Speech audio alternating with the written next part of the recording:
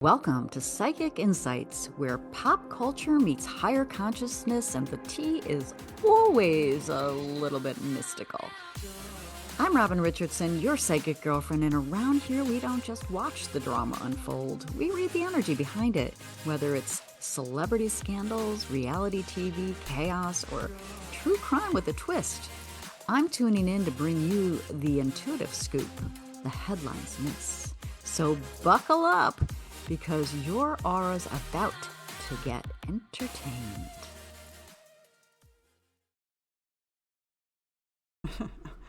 Welcome back to my channel. I'm a little slow on the switcher go. I'm Robin Richardson, your psychic girlfriend.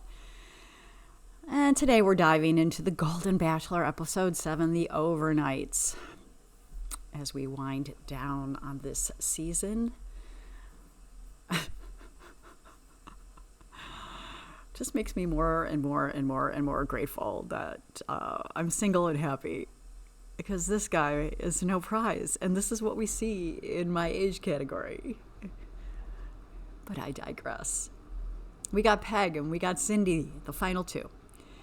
And Mel just continues to be the human equivalent of beige. I think that covers it. Beige. He's beige. He's not even... Like, I wouldn't even insult vanilla. There's nothing to this man except white teeth. Like, anyway, I am super judgmental of him, and but I watch him and I think this is what we have to contend with in our age bracket. And Vogue just came out with an article about, having a boyfriend is embarrassing. And yeah, if you've got Mel as your boyfriend, I'd be embarrassed too. All right, so let's get into this. It's overnights, fantasy suites, and Mel is his usual calm, polite, and unreadable. And we've got Peg and Cindy. And he keeps saying things like, my feelings are growing stronger, but never actually says he's in love, which is fine. Okay, which is fine. I mean, this is a quickety thing. Mel says he's lucky and grateful, but there doesn't seem to be any spark. And as an intuitive, as someone like me in the world, like, there's no uplift. There was a little uplift with, I was watching his body language, and there's a little uplift with Peg. So let's start with her date. He rolls up in a dune buggy in Antigua. They're in Antigua. Beautiful place. And Peg shows up. She's she's doing her, her Peg thing, right? Peg's full of energy. She's a live wire. She's the personification of, a cheerleader. She's awesome, like, right? But I kind of get the feeling that while she's comfortable in her own skin, she also needs to fill up the space, because Mel just doesn't bring much. So Mel starts out driving, and like you could see, like, he's driving like he's going to church on Sunday, and Peg's like, can't wait for her time. And what cracked me up was she drives with confidence, wind in her hair, and Mel, he's like, she matches my personality. I'm like, what? Are you so out of touch? Yeah, he must love women with energy, but I think that he just doesn't bring it. Like, what's in it for her? Like, that's kind of where I kept asking. I'm just like, this guy's just like, oh yeah, she's this, she's that. But there's no real depth to these two with it. Peg's kind of bringing more and more of herself. She's recognizing where her walls are up. She's actively trying to bring them down and be vulnerable.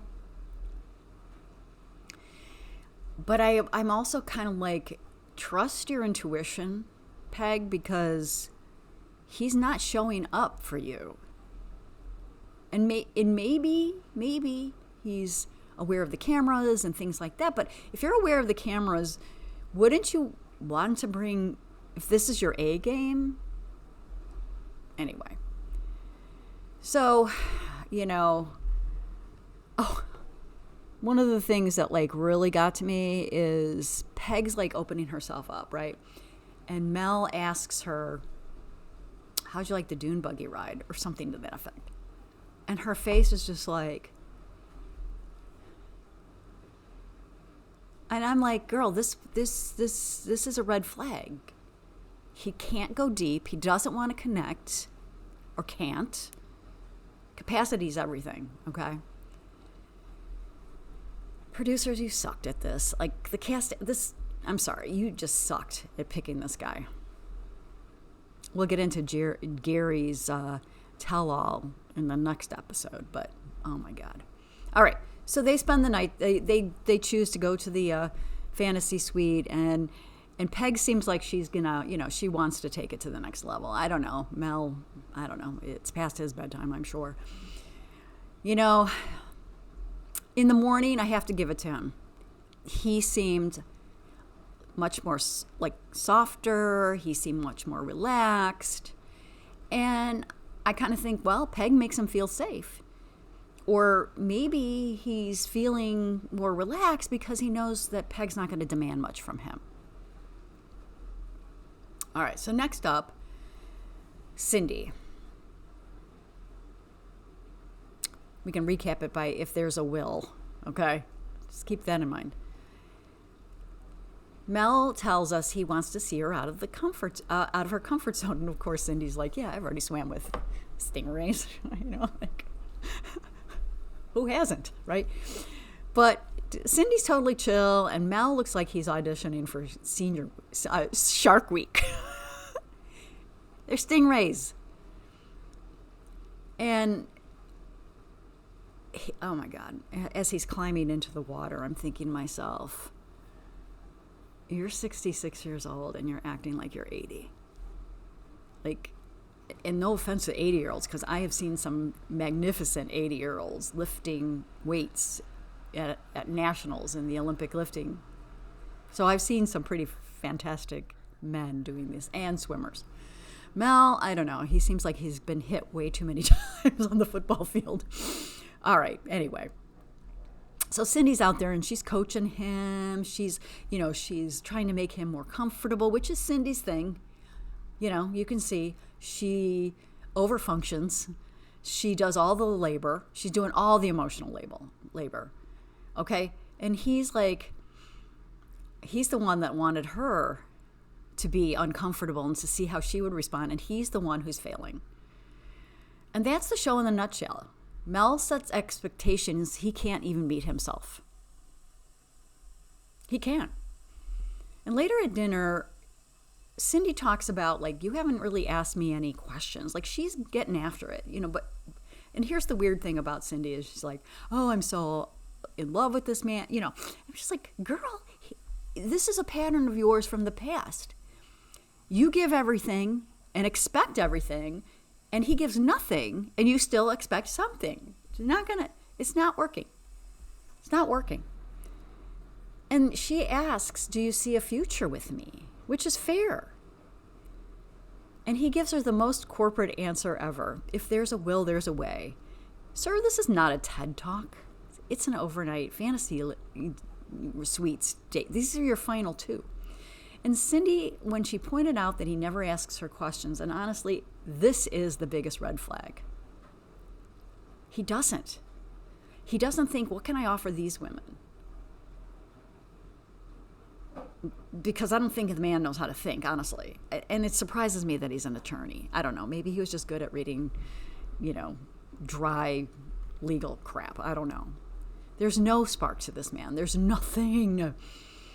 We probably wouldn't be able to tell if he were in love because he doesn't even know. Except that he knew that he was married for like 25 years and he doesn't throw around the word love lightly, okay? And he's only said, I love you once in his life. And he treats it like it's a sacred artifact. Like, why don't you just be in love? Why don't you just be love?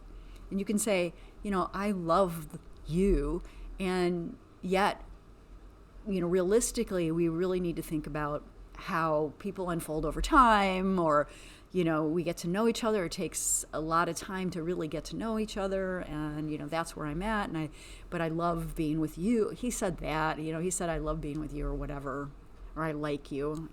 It's like, you're not in 5th grade. I feel like it's his emotional intimacy get out of free card. Like he'll say these things, but there's no feel to them.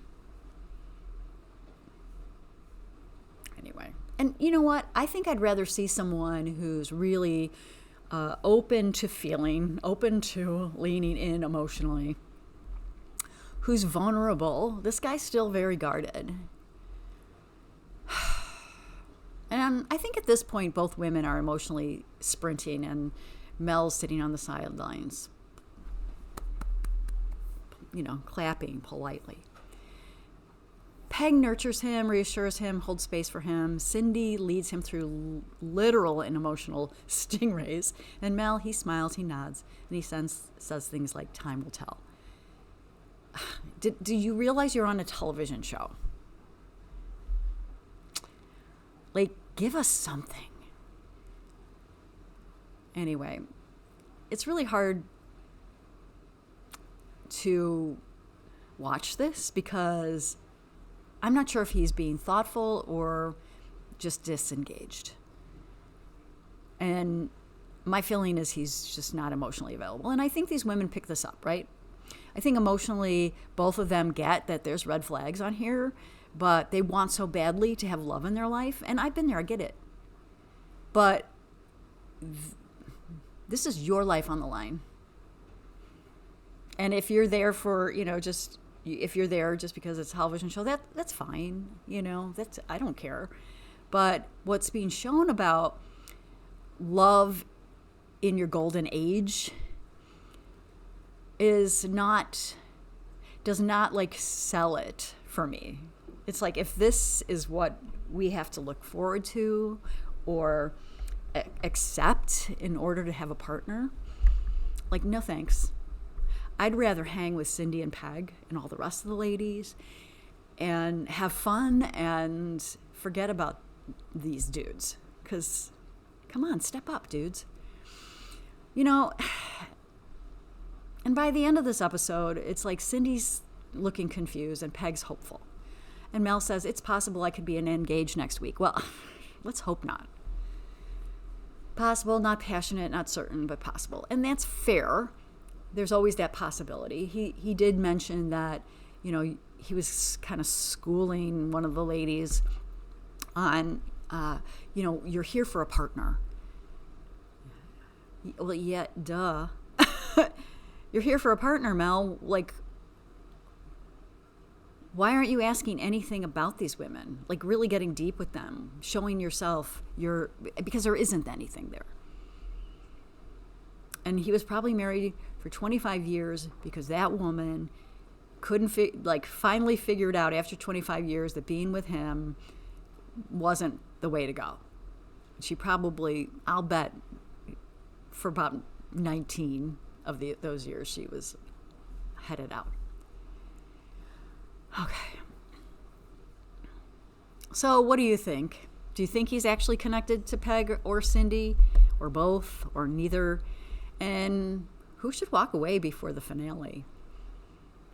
I would love to see both of them get in a limo together, pop open some champagne, and be like, let's hit it. Let's go on vacation, girlfriend.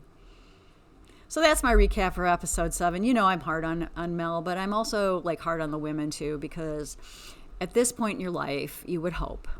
And I'm not perfect. I get it. Everybody evolves in their own time. But at this point, why aren't you asking yourself some hard questions? Like, is this person compatible with me? Is he giving to me? Like, what is he offering me? I have all this to offer him, and I've showed that. But what's happening here? And if you've made it this far, drop a comment. I'd love to hear your thoughts. And whose overnight do you think meant more, Peg's or Cindy's? And don't forget to subscribe, and hit that bell so you don't miss any breakdown, because I got thoughts, I got opinions. And intuitively, I don't think that even if he chooses one of them and gets down on one bad knee, I don't know, that it will go the long haul. I don't think he has that capacity. And my hope for those women is that they recognize their value, and they demand more and stop over-functioning. Anyway, I'm Robin Richardson, your psychic girlfriend. We'll see you in the next one. I'm going to be covering Gary and his tell-all book and what Teresa had to say. It's like, what's going on? Anyway, see you in the next one.